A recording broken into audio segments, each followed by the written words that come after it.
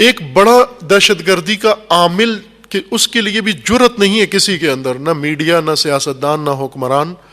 کسی کے اندر جرت پاکستان میں اتنی اخلاقی جرت نہیں ہے کہ کھل کے نام لے کے کہہ سکیں کہ پاکستان میں دہشت گردی ان مراکز کی وجہ سے ہے۔ آپ توجہ کریں کہ مثلا بزرگان دین کے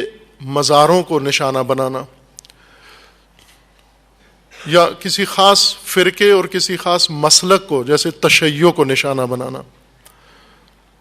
یہ خاص قسم کی دہشت گردی ہے۔ تشیع کے اوپر حملے کرنا اور مزاروں کے اوپر حملے کرنا، اس کی جڑیں کہاں ہیں؟ آیا بھارت مخالف ہے مزاروں کا؟ افغانستان حکومت مخالف ہے مزاروں کی؟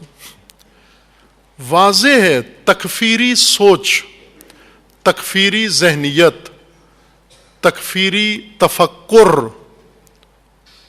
جس کو حکومتی سرپرستی میں پاکستان میں پھیلایا گیا ہے۔ شیعہ کافر باقاعدہ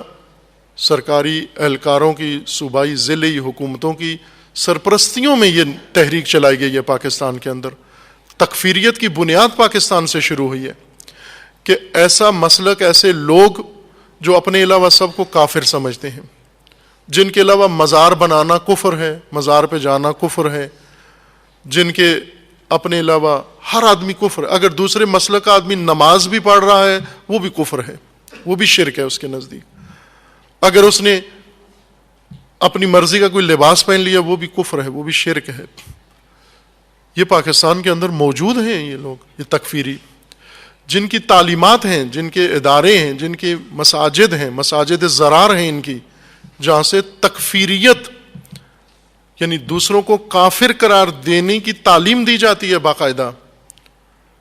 فتوے دیے جاتے ہیں، مفتی موجود ہیں، میڈیا پہ آتے ہیں، کھل کے میڈیا کے پروگراموں میں، ٹاک شوز میں آ کر کھل کے دوسرے مسالک کو کافر کہہ کے چلے جاتے ہیں۔ یہ اینکر بھی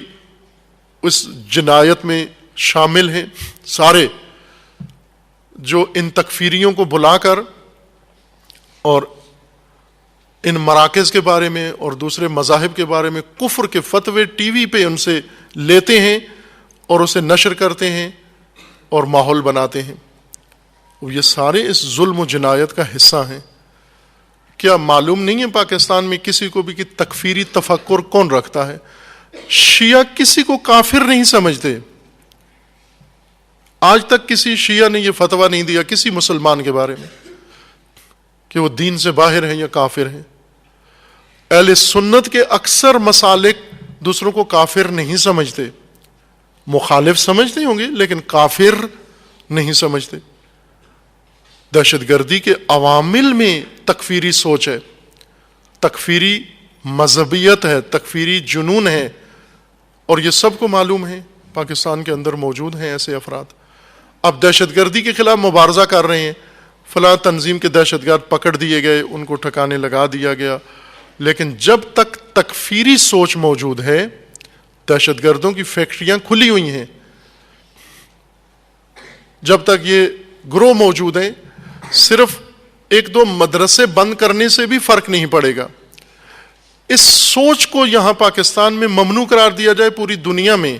کہ جو بھی مسلمان کے قتل کا، بے گناہ کے قتل کا اگر اس کے جواز کا قائل ہے کہ آپ مار سکتے ہو انسانوں کو، بے گناہوں کو، کیوں؟ چونکہ آپ کی طرح نہیں ہے، آپ کی طرح سوچتے نہیں ہیں، اس لیے یہ حق ہے قتل کرنے کا۔ ایسے لوگوں پر پابندی ہو، ایسے لوگوں کو حق حیات نہیں ملنی چاہیے، ان کو میدان عمل نہیں ملنا چاہیے، اس کو جرم قرار دیا جائے پاکستان کے اندر اور دنیا کے اندر، پھر ہم کہیں گے کہ یہ مبارزہ ہے دہشت گردی کے خلاف۔ لیکن جب تک یہ کام نہیں ہوتا، جو ایسے مراکز ہیں ان کو خود حکومتی سطح پر، مثلا تکفیری مراکز کو حکومتیں مالی مدد دیتی ہیں، کروڑوں روپیہ۔ اس دور میں ایکشن پلان میں، نیشنل ایکشن پلان میں، جب ملک کے اندر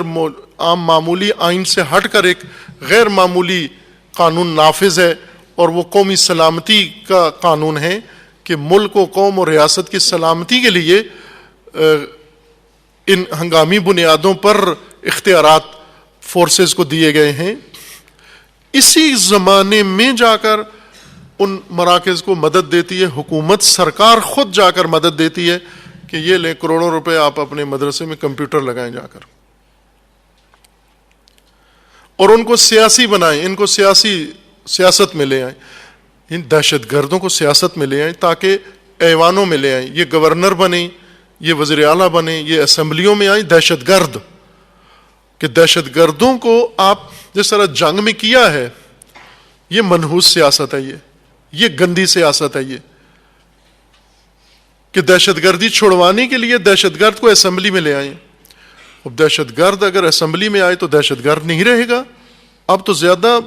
با اقتدار دہشت گرد ہوگا، اب تو زیادہ مقتدر دہشت گرد ہوگا۔ اور تیسرا عامل دہشت گردی کا جو ملک کے اندر ہے، مختلف اداروں کے اندر دہشت گردی کے ذہنیت رکھنے والے افراد موجود ہیں، اور وہ بھی ان کو معلوم ہیں، ہر طبقے کے اندر موجود ہیں، جو وقتاً فوقتاً ان کے ساتھ تعاون کرتے ہیں، انہیں تحفظ دیتے ہیں، ان کے لیے ہمدردی رکھتے ہیں۔